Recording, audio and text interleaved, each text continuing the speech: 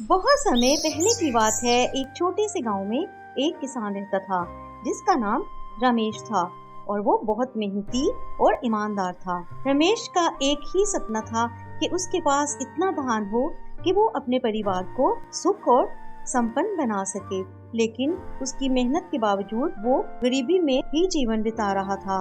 रमेश के पास एक छोटी सी जमीन थी जिस पर वो खेती करता था। गांव के लोग भी रमेश की ईमानदारी और मेहनत का बहुत प्रशंसा करते थे, लेकिन वो सभी उसकी गरीबी का कोई हल नहीं निकाल पाते थे। एक दिन जब रमेश बहुत दुखी होकर अपने खेत में बैठा हुआ था, उसने देखा कि एक सुंदर पक्षी उसके खेत में आके बैठा हुआ है। पंछी का रंग बहुत सुंदर था, नीली और हरे रंग में चमकता हुआ। उसकी चोंच सुनहरी थी और उसकी आंखों में बहुत चमक थी। उसने कभी इतना सुंदर पंछी पहले कभी नहीं देखा था। उसने पंछी को कहा, ऐ सुंदर पंछी, तू कितना सुंदर है। तेरी सुंदरता देखकर मेरा दिल खुश हो गया है। पंछी ने रमेश की बात सुनी और कहा, रमेश, मैं जानता हूँ कि तुम बहुत मेहनती और ईमानदार हो। तुम्हारी मेहनत का फल तुमको अब मिलना चाहिए। रमेश ये सुनकर हैरान हो गया। उसने पंछी से पूछा, तुम कौन हो और तुम मुझे ऐसा क्यों कह रहे हो? पंछी ने मुस्कुराते हुए कहा, मैं कोई साधारण पंछी नहीं हूँ। मैं इस जंगल का रक्षक हूँ। मैं यहाँ तुम्हारी मदद के लिए आया हूँ। रमेश ने और भी हैरानी से पूछा, तुम मेरी मदद कैसे कर सकते हो? पंछी ने कहा, तुम्हारे खेत के पीछे बीचों बीच जगह है। अगर तुम खुदाई करोगे तो तुम्हें वहाँ एक सोने का पेड़ मिलेगा। वो पेड़ तुम्हें इतना धान देगा कि तुम अपनी सारी समस्याओं का हल निकाल पाओगे।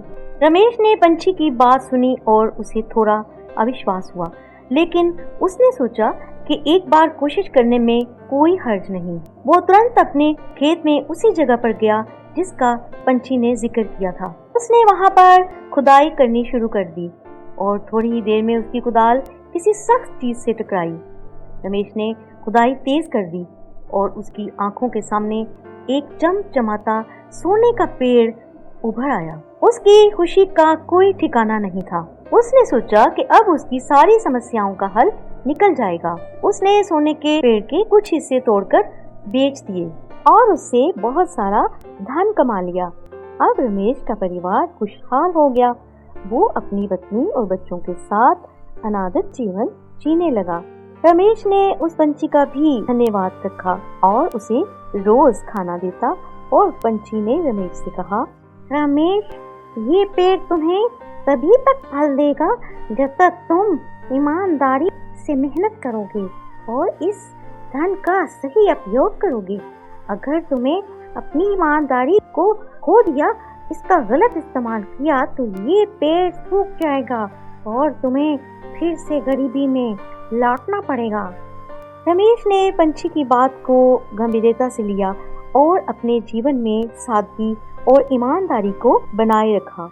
उसने अपने धन का उपयोग गांव के अपने गरीब लोगों की मदद करने में भी किया, जिससे गांव के लोग बहुत खुश हुए।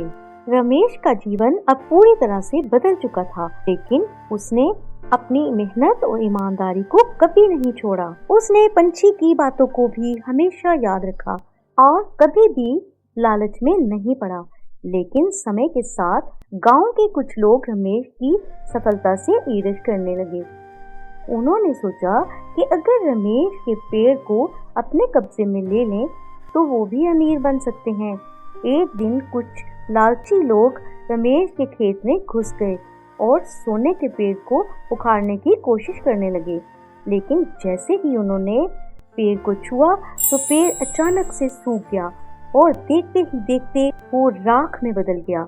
रमेश को जब इस घटना का पता चला तो वो बहुत दुखी हुआ, लेकिन उसने समझा कि ये लालच का नतीजा था और वो जानता था कि उसने पंछी की बातों का पालन किया है और इसलिए उसे कोई पछतावा नहीं था। उसने अपनी ईमानदारी और मेहनत से जीवन को फिर से संवारने का फैसला किया।